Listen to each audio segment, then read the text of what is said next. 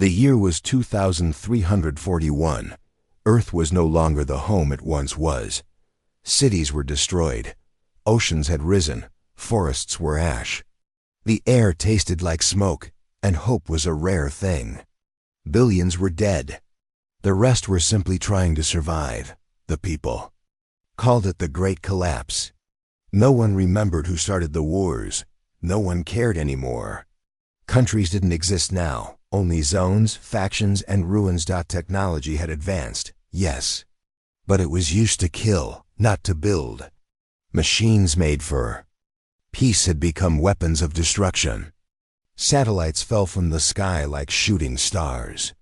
Nuclear clouds drifted slowly over continents. And Earth cried. But no one listened. Until one day, someone heard. A weak signal left Earth. A call for help. It was not sent by a government. There were no real governments left. It came from a small team of scientists in a ruined bunker under old Tokyo. The message was simple. To any life out there, we are dying. Help us, please. For years, the signal traveled through cold space. Then one day, it reached ears that were not human. The Galactic Union, a powerful alliance of alien species, heard the signal. They had watched Earth for centuries. They always saw it as a wild young planet, too emotional, too violent, too broken. But now, Earth was not dangerous. It was weak, shattered. They decided to help. On the Galactic Council's floor, great beings from across the stars spoke. Earth is suffering. Their people are lost. They need guidance. Let us bring them peace. Let us teach them a better way. So they sent help, technology, medicine, food, clean energy systems. Their ships arrived near the moon, giant and glowing. They looked like gods descending from the sky. For the first time in decades, people looked up. Not in fear, but in wonder. The aliens came with kindness. They offered cures for old diseases. They fixed broken satellites. They planted artificial farms. They built small peace zones in the middle of ruined cities. They shared machines that could create water from air and food from algae. They offered knowledge, books, history, science, laws. Humans were surprised. Many cried when they saw food falling from alien cargo ships. Children touched clean water for the first time. Old soldiers dropped their weapons to watch alien drones rebuild homes. A new hope was born. But not everyone believed. In the shadows of the destroyed world, leaders of old armies watched. One of them was General Rihan Maro, a war-hardened man who had fought in the solar conflicts. His face was burned, one eye gone, but his mind was sharp as steel. He watched the aliens with cold eyes. They think we're weak, he whispered to his second-in-command. They're not here to save us. They're here to change us. But they're helping, the younger officer said. They're feeding people, healing the sick. Rihan shook his head. No one gives this much without wanting control. They feel pity, and pity is just a fancy word for power. The officer didn't reply. We won't fight them, Rihan said, stepping back into the darkness. Not yet. First, we learn. All across Earth, humans began to study the alien. Machines. They watched how they moved, how they healed, how they flew. Quiet minds took notes. Engineers drew diagrams. Children learned alien math faster than expected. Hackers tried to connect with alien networks. Within months, human minds had begun to unlock alien secrets. But the aliens didn't notice. They were too focused on helping, too proud of their kindness. To them, Earth was a sick animal. And they were doctors. But this animal had sharp teeth. Some rebel groups began collecting alien tech, not for science.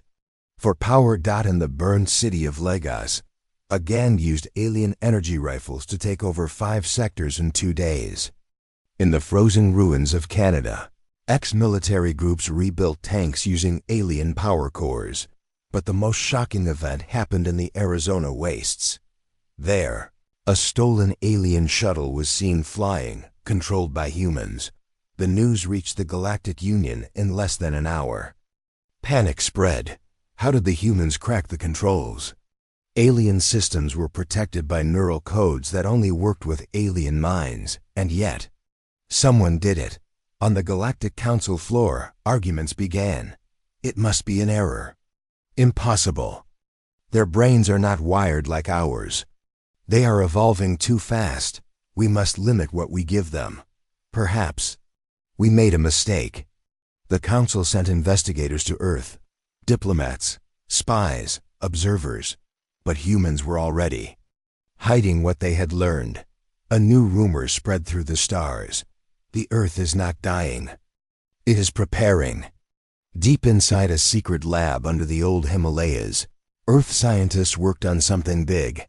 Alien engineers had once shown them biofusion tech, machines that could heal cells, create organs, even fix brains. Now Earth's scientists were twisting that tech, mixing it with old war tech, creating something new. A young doctor, HFY, stood over a tank filled with a strange blue liquid. Inside it, a figure floated, half human, half unknown. "He can breathe in vacuum," she whispered. "He can move 10 times faster than a normal soldier. He will feel no fear."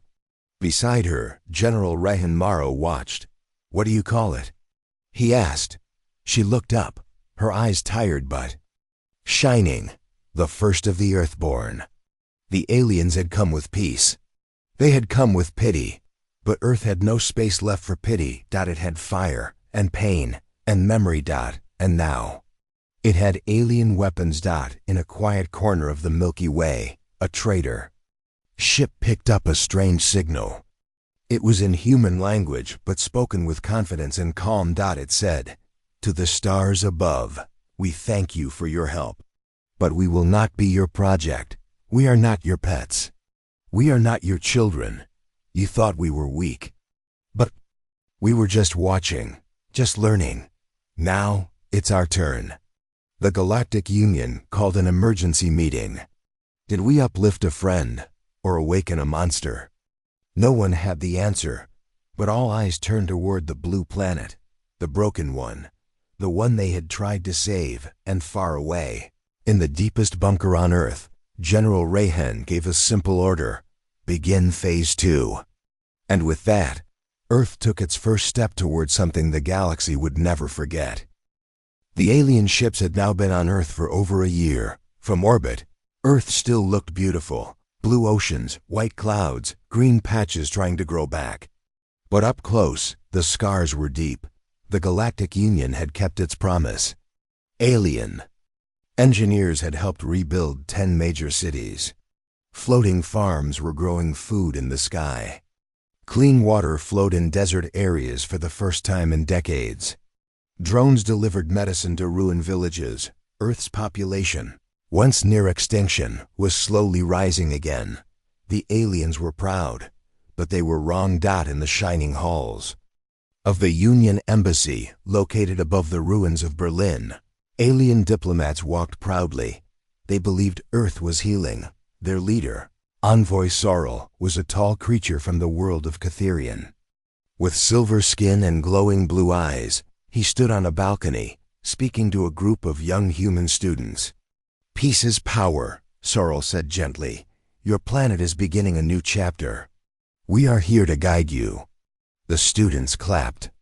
Politely, but not all of them were listening. One of them, a 14-year-old boy named Jace, had a hidden earpiece.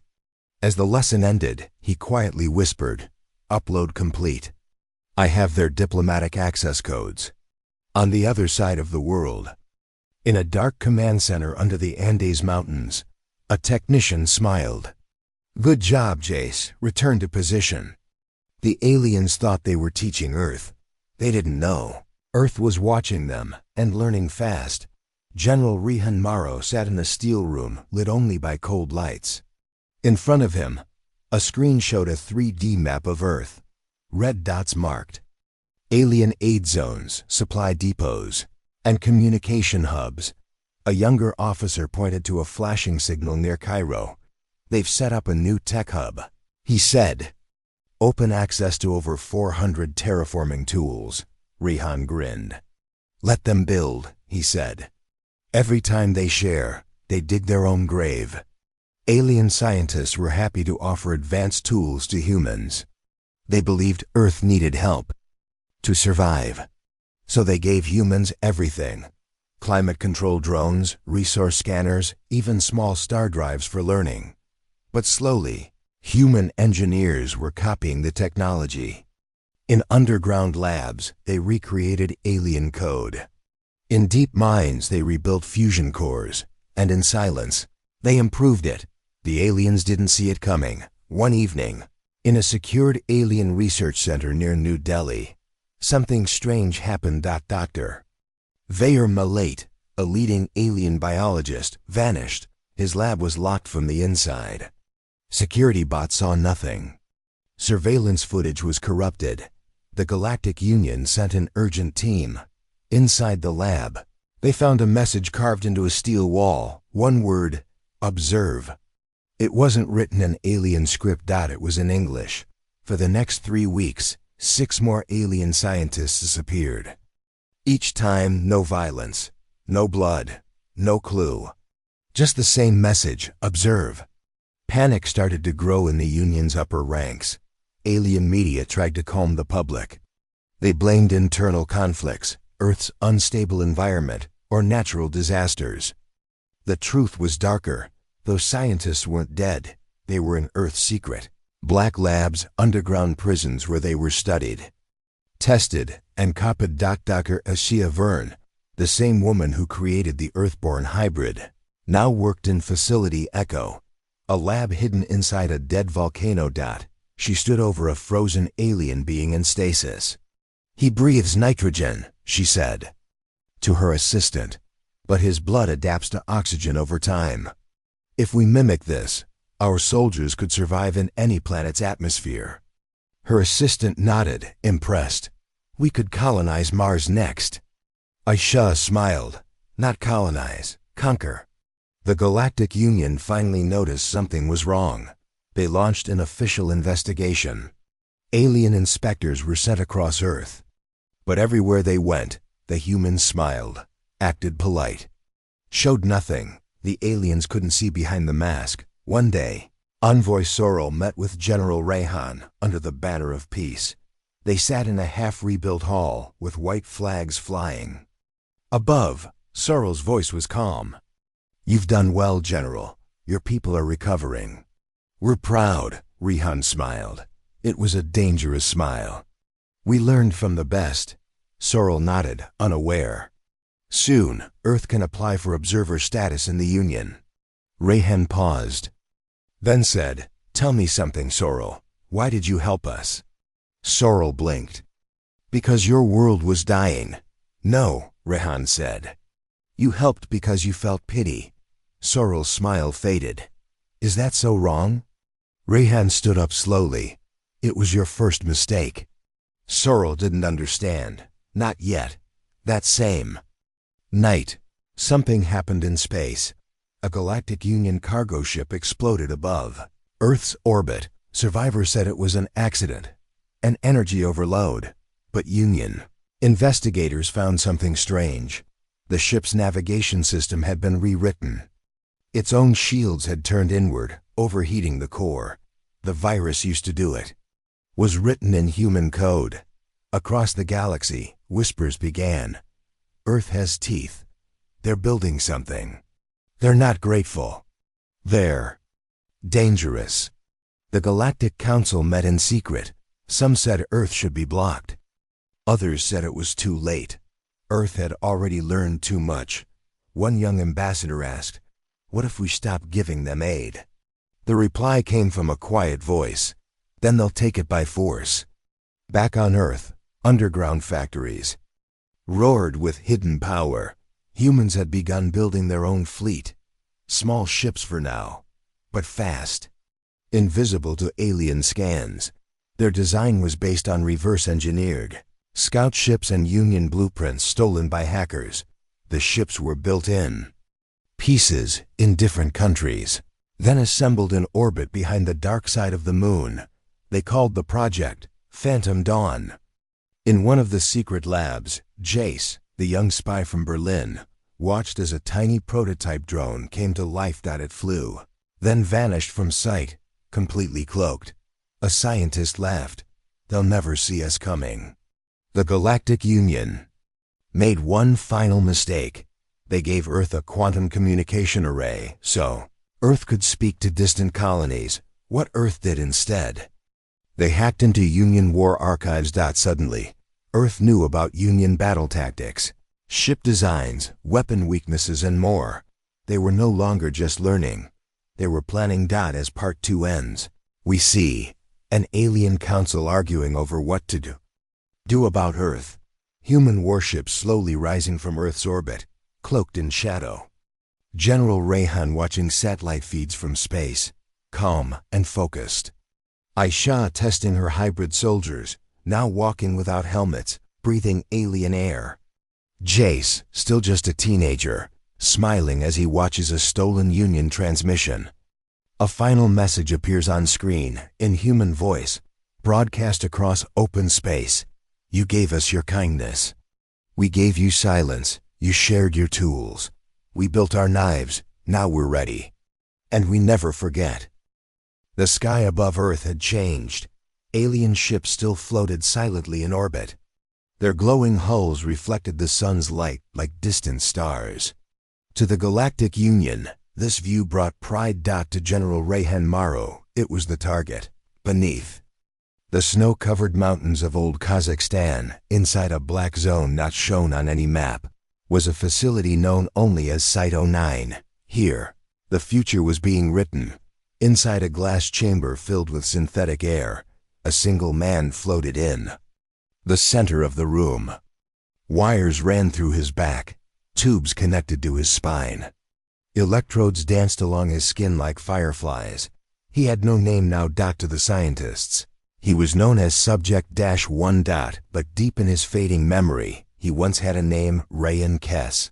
Rayan had been a soldier during the final resource war, one of the few who survived a direct hit from a plasma bomb. His body had been broken, lungs burned, bones shattered. He should have died. But he didn't. Dr. Aisha Verne had found him. And she had given him a choice.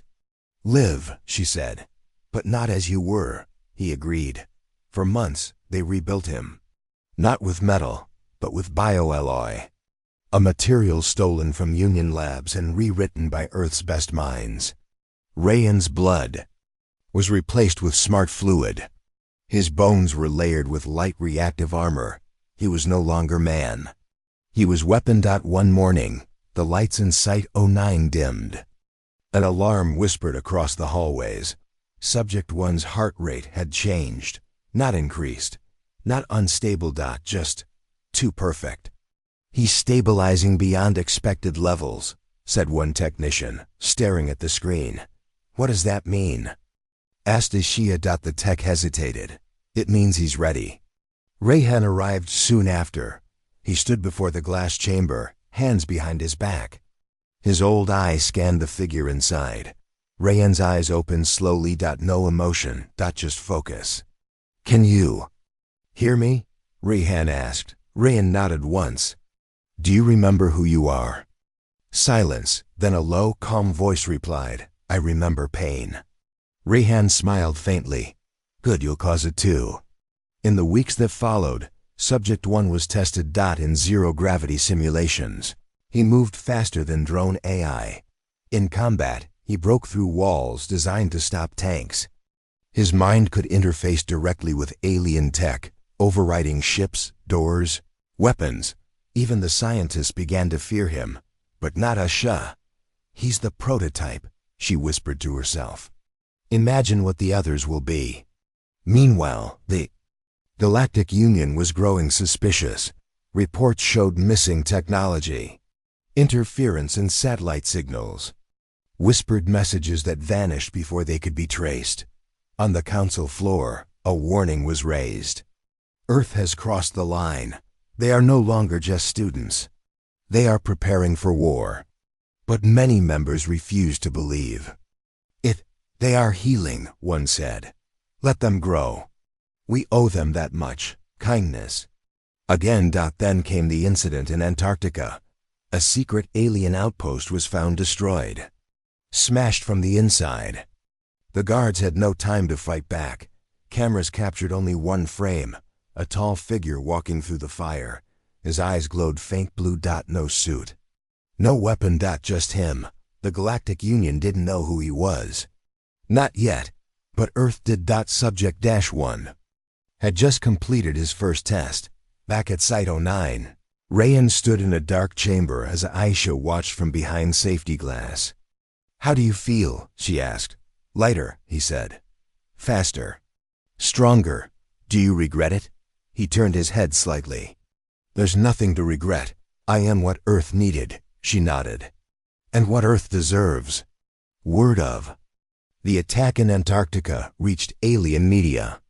Panic began to grow. Union patrols were increased. Surveillance over Earth doubled, but they found nothing. Subject 1 didn't leave tracks. He left messages. In one facility, the words, "We learned from you," were burned into the floor. In another, he left behind a Galactic Union gun, stripped, modified, improved. The message was clear. Your tools are now ours. Envoy Sorrel received the first threat in the history of Union diplomacy. It was simple, sent in perfect alien language. Take back your kindness. Stop your ships, or we will show you what Earth has become. He stared at the screen in silence. Who sent this? He asked. His assistant replied, pale and shaking. We traced it to a ship built by humans. Not an aid ship, a warship. The Phantom. Dawn Fleet had launched its first 3 ships. They were hidden behind the moon, cloaked and silent. Designed by Earth engineers. Powered by alien cores. Controlled by AI merged with human instinct. Each one had a name. Vengeance, Echo, Rayanin. A secure chamber beneath Site 09. General Rayhan met with key commanders. He placed a device on the table, an alien cube glowing with inner light. This is a Union beacon, normally used for distress. We'll use it for something else. He tapped the cube. A hologram appeared, a map of a distant Union outpost near Jupiter's orbit. We attack this, a minor listening post. They'll think it's pirates, but it sends a message. A commander asked, what if the Union responds? Rayhan looked toward the wall where Subject 1 stood. Let them.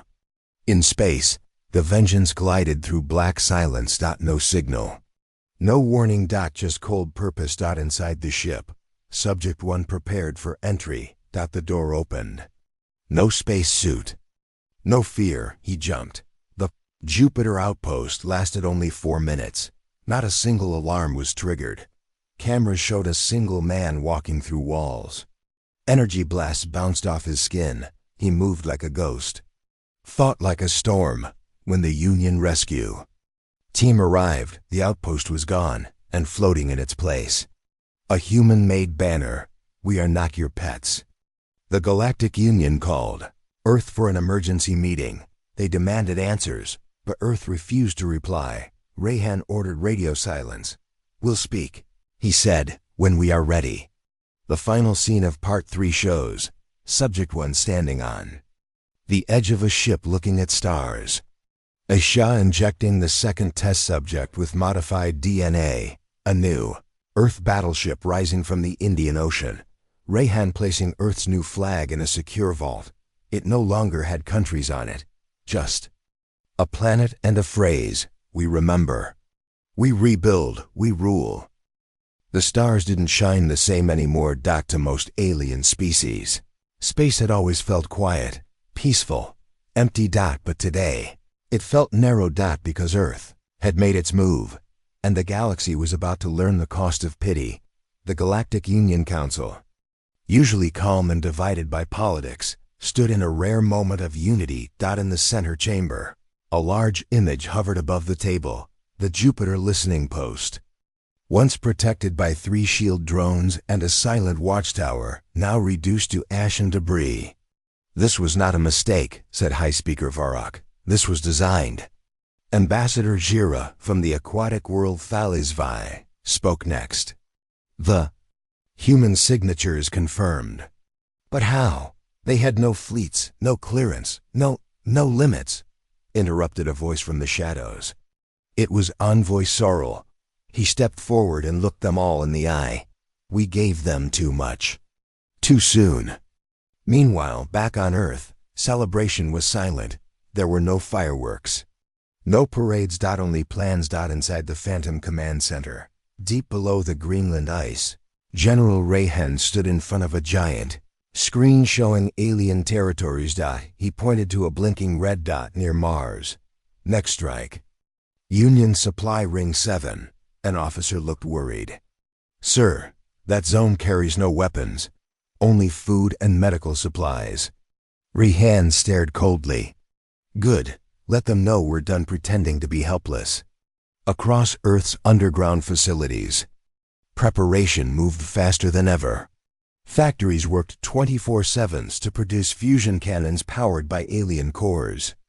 Cloaked Earth drones were sent to scan Union ships and intercept defense algorithms.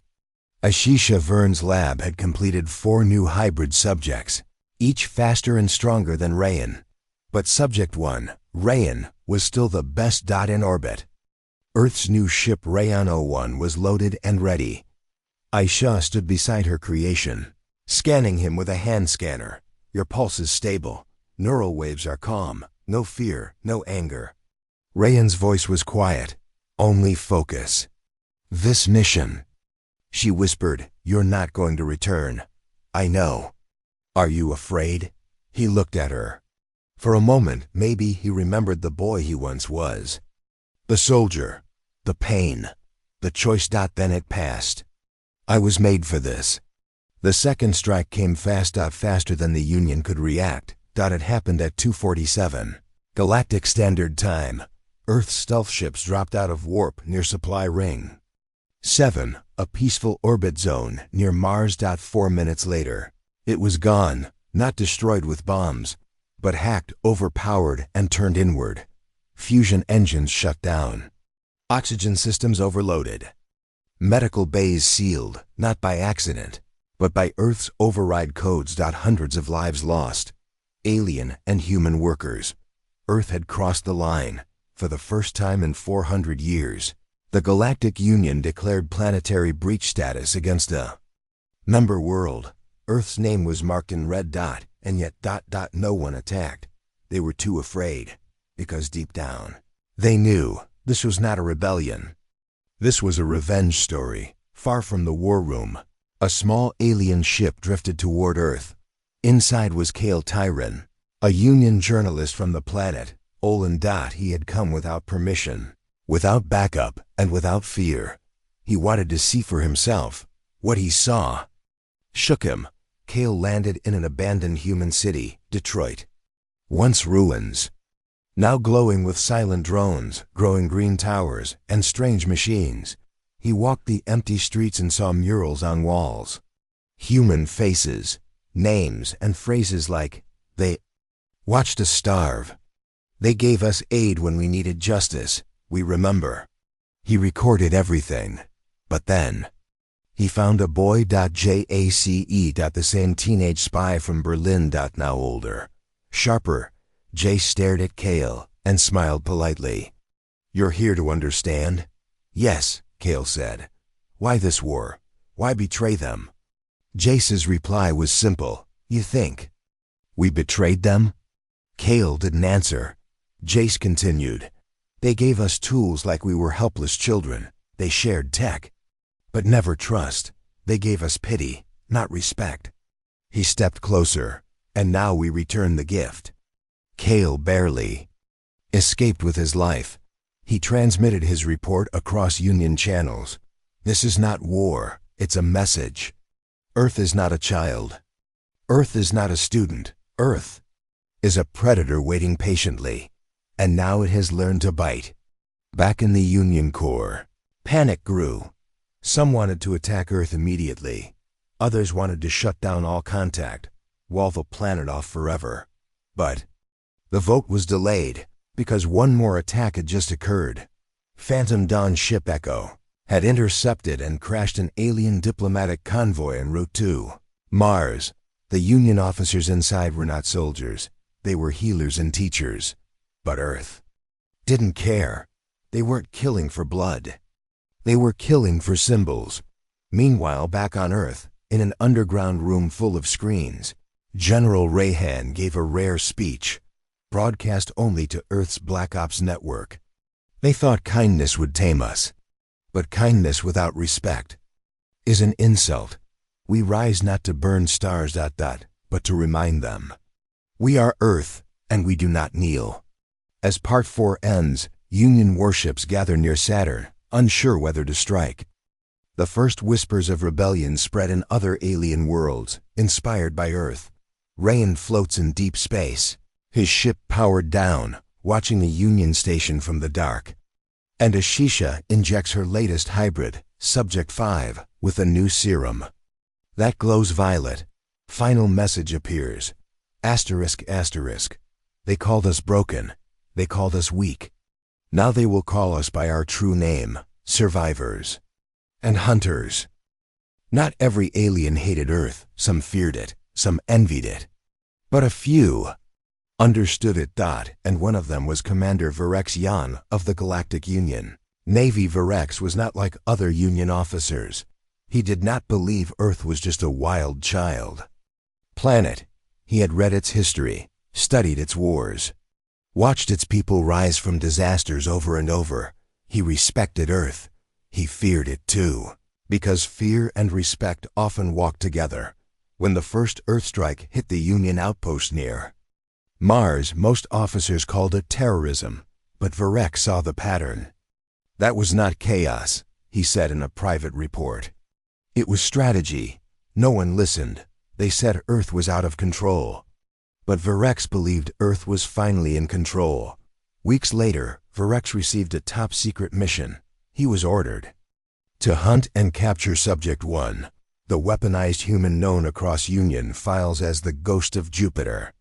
The Council called him a monster, but Virex had seen the footage. He didn't see a monster. He saw precision, discipline, pain, and something deeper. He's not fighting for glory, Virex whispered. He's fighting for a memory. He accepted the mission, but secretly. He had another plan. The Union gave him a small stealth ship and a crew of 5. They didn't know Virex had erased parts of the ship's log. They didn't know he had contacted someone already. A Vern. Yes, the same scientist who built Subject-1. Their first communication was short. Dacia's voice came through a secret channel, distorted but clear. Why are you calling alien? Virex replied, because I don't believe in pity. There was silence. Then Aisha answered, then maybe you're ready to hear our truth. Meanwhile, Earth's Black Command had doubts. Jace, now working under General Rayhan, didn't trust the idea. He's Union. They lie, but Rayhan was calm. If he's lying, we bury him in space. But if he's telling the truth, we get something better than war. A voice from the inside. Virex's ship approached the shadow zone near Neptune. That's where Subject 1 had been spotted last. Only Virex didn't come with weapons ready. He came alone. He stepped into a small escape pod, removed his weapons, and launched himself toward a dead moon where the Phantom Fleet was hiding. A huge risk. Earth was watching. Subject 1 arrived first. Rayan walked across the rocky moon toward the alien figure. His body reflected the stars. No armor, no gun. Just presence. Virex raised his hands, showing no threat. I came to talk. Talk is for friends, Rayan replied. You are not one. Not yet. Their conversation lasted 11 minutes. No one recorded it. But when it ended, Rayan turned and signaled to Earth Command. He's not a spy. He's a mirror. Virex was taken to Earth's deep base under the Atlantic Ocean, Fort Abyss. He saw what no alien had seen since the day of breaking. Earth's real fleet. Earth's hybrid soldiers. Earth's AI systems that now spoke in both human and alien languages. And the most shocking thing? He saw unity. No countries. No borders. Just Earth. You did what no species ever has, he whispered. You became one, Aisha replied. We had to. Because no one else would fight for us. Varex began feeding Earth critical data. Union fleet movement maps. Weaknesses in defense rings. Names of commanders who secretly supported Earth but were too afraid to speak. He became Earth's first off-world ally, and in time, its first alien defector. But not everyone in the Union was blind. Commander Sorrel, the old diplomat who once tried peace, noticed the missing logs. He confronted the council. One of our own has switched sides. Then we strike, said Speaker Varak. We send the Flame Armada to burn Earth's moon. It will end this. But Sorrel hesitated. He still believed in mercy, and mercy was Earth's trap. At Fort Abyss, Varex warned Aisha. If the Flame Armada moves, you must act first. Rayhan agreed. Then let's give them a light show they'll never forget. Operation Skyhook began. 3 Earth stealth satellites, hidden inside fake meteorites, activated near Union space. They launched pulses that disabled scanners and scrambled warp routes. At the same time, Subject 1 boarded a disguised civilian freighter. Destination: Union Command Relay 3, the main signal hub controlling 40% of Union communications. The plan? Shut the Union up. Turn their silence against them. Varex was given a new identity and returned to Union space. Now Earth's eyes and ears behind enemy lines. He continued to feed Earth from the inside. And with each act of sabotage, each leak, each false signal, he erased a little more of who he was. In the final moments of Part 5, Varex stands alone in his ship, staring at Earth on his screen. Aisha closes her lab, preparing Subject 6, the first full non-human hybrid. Rayan lands silently in the heart of Union territory, ready to destroy their voice. And General Rayhan looks up at the sky and says, They raised us like pets, then left us in the wild. Now the wild is at their door. Final on-screen message. You gave us knowledge, we gave it purpose, you gave us laws. We gave them fire. Across the galaxy, stars still burned bright. But something had changed. They were burning in silence. It began at 2:13 Galactic Standard Time. A ripple moved through the Union's outer defense web unseen, unheard, unnoticed. At 2:15. Relay Station 3 stopped transmitting. At 2:17. Relay 7 lost control of its satellites. At 2:20, Relay 1, the central voice of the Union, went dark. Within 9 minutes, the Galactic Union lost 84% of its communication grid. And no one knew why. From the outside, it looked like a technical glitch. But the truth? It was a strike. A quiet, brutal strike, led by Earth, on a frozen asteroid near Saturn's rings. Rayan stood alone inside a disguised data pod. He had broken into. Relay 3 through a hole Varex Yan helped map weeks before. No explosions, no alarms. Only code. I'm in, he whispered. Back on Earth, Aisha and Rayhan watched through a live link. Lines of alien symbols flashed across their screen, slowly turning red as Rayhan's virus spread. Aisha smiled. The stars are falling silent. The virus was built from stolen Union tech, reshaped using Earth's raw creativity and Rayhan's own neural code. It didn't just shut down signals. It broke trust. Union ships could no longer confirm friend or enemy. Stations couldn't send supply requests. Civilian planets screamed into the void and heard nothing back. It was total blackout. And Earth didn't stop there. At exactly 3 o'clock, Earth's hidden relay Phantom Node 0 activated from deep space. It began replacing Union signals with Earth's broadcasts. A simple message played.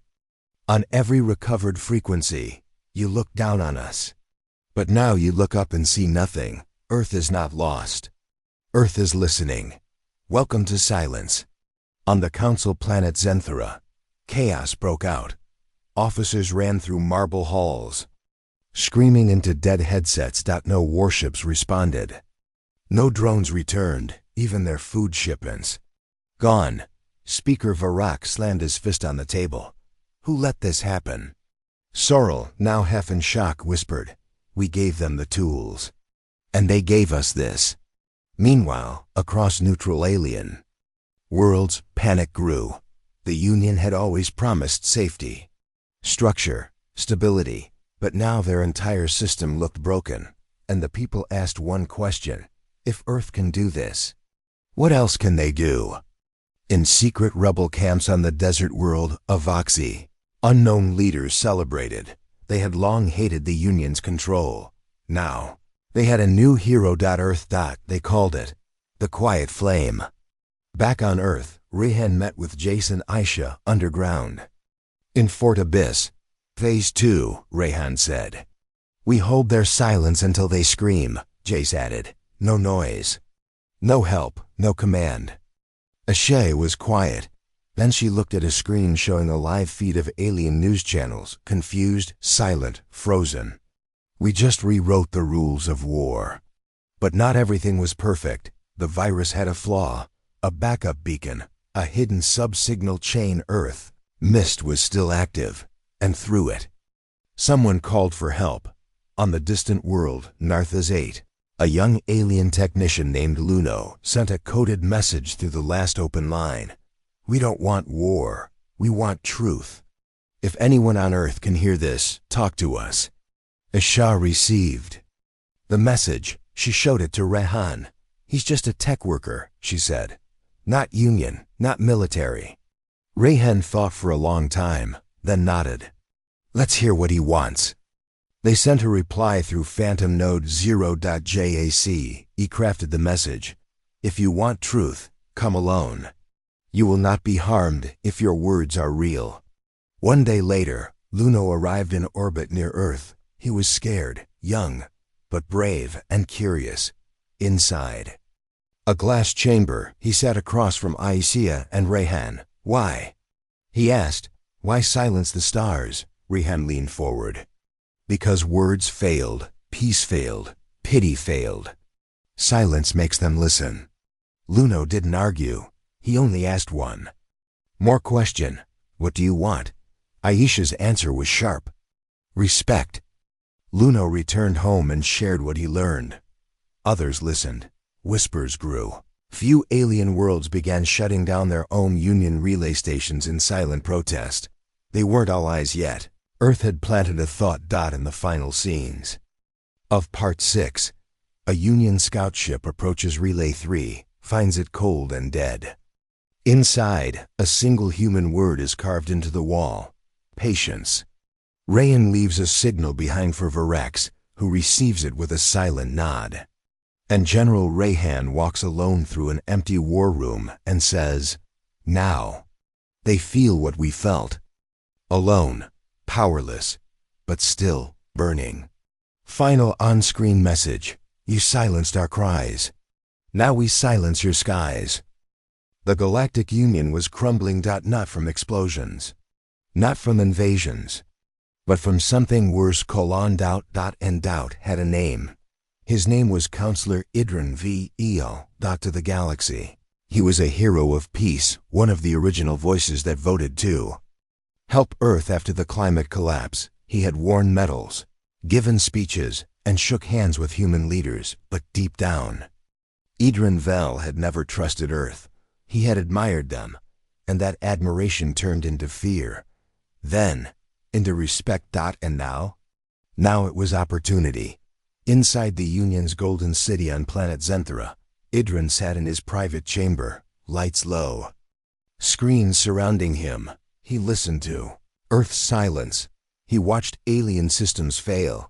He saw fellow council members argue, panic beg, and he whispered to himself, "This is what happens when you chain a fire. Eventually, it burns through."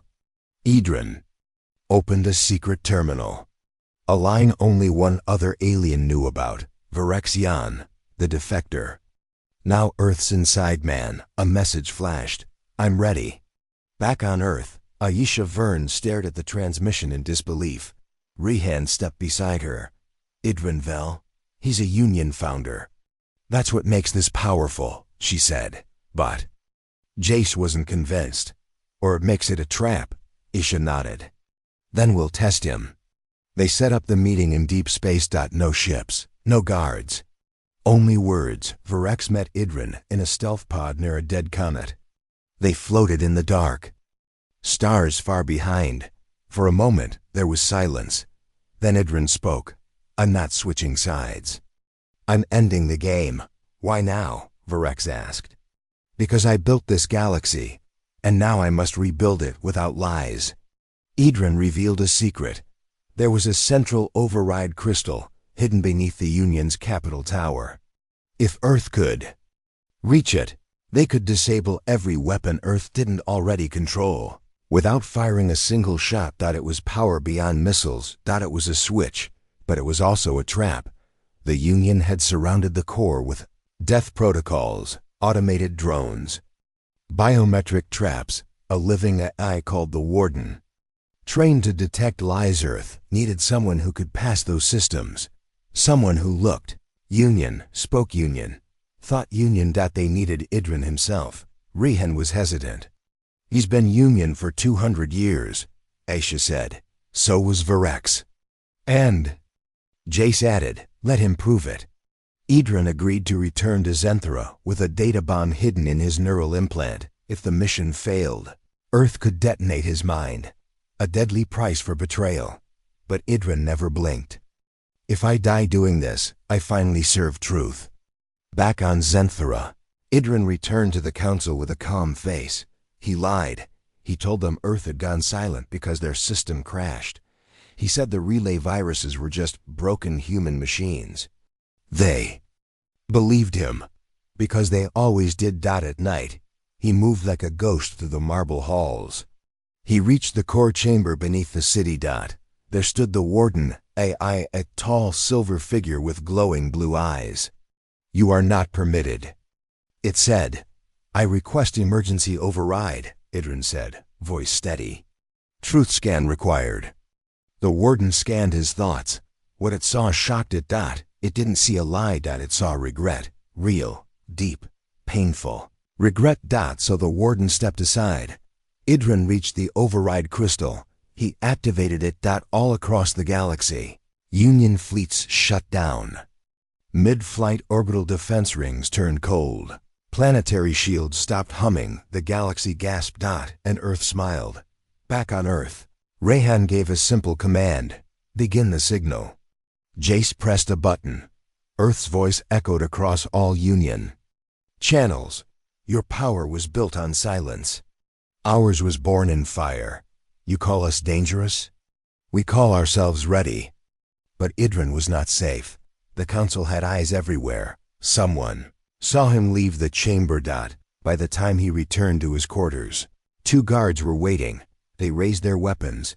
Idrin raised his hands and smiled. Now. You'll have to listen. Then the data bomb activated. A flash of light. Then nothing. Idrin Vel was gone, but his choice was already history. Varex sent the last message to Aisha. The council has lost its spine. The stars are waiting for new rulers. Earth is the only one brave enough to claim them. In the final scenes of Part 7, a silent ceremony is held on Earth for Idrin Vel, a hero from the other side. The Warden AI, now confused and curious, sends a message to Earth. Teach me truth. Rehan steps forward with Subject 6 at his side, now fully activated.